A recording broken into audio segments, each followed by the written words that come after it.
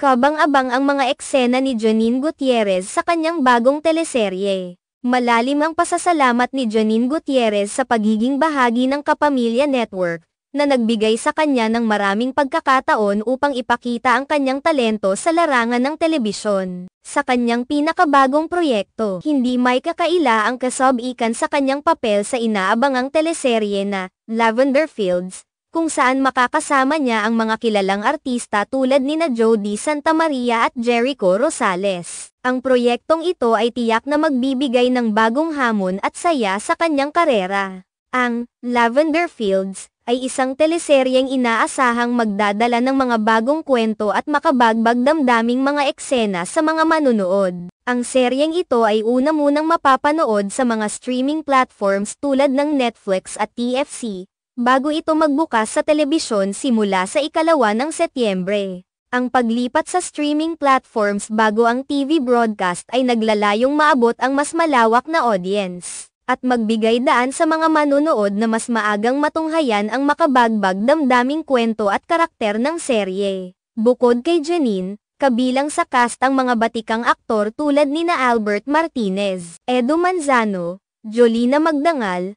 at Maricel Soriano, na tiyak na magdadala ng mataas na antas ng kalidad sa palabas. Ang pagkakaroon ng ganitong klase ng cast ay nagbibigay ng pangako na ang serye ay magiging puno ng drama, emosyon, at mahusay na pagganap mula sa lahat ng mga artista.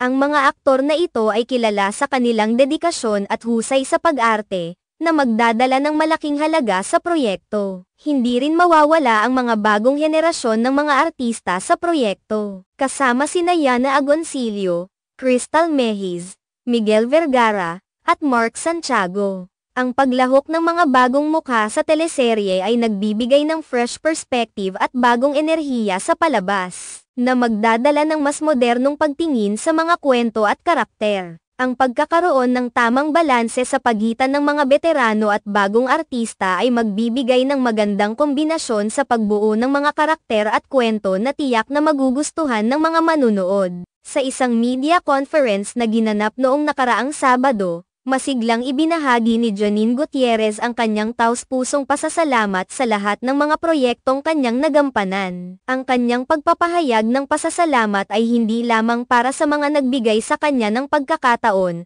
kundi pati na rin sa mga taong patuloy na sumusuporta sa kanyang karera. Ang kanyang pagkilala sa kahalagahan ng bawat proyekto at oportunidad ay nagpapakita ng kanyang paggalang sa kanyang trabaho at sa mga taong nasa likod nito.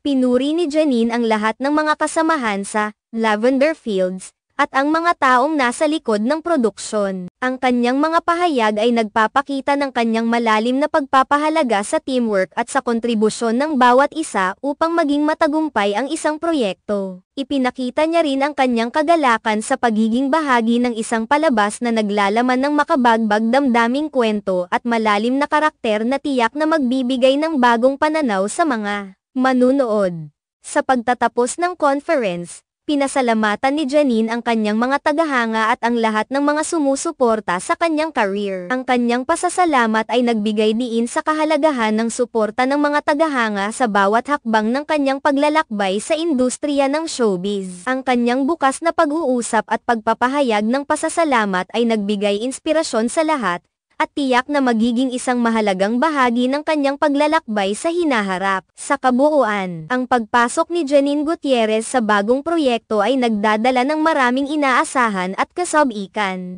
Ang Lavender Fields ay tiyak na magiging isang malaking tagumpay, hindi lamang dahil sa kalidad ng cast at produksyon, kundi dahil din sa dedikasyon at talento ng bawat isa sa likod ng kamera. Ang kanyang pasasalamat sa lahat ng mga pagkakataon at proyekto ay isang patunay ng kanyang tunay na pagmamahal at dedikasyon sa sining ng pag-arte.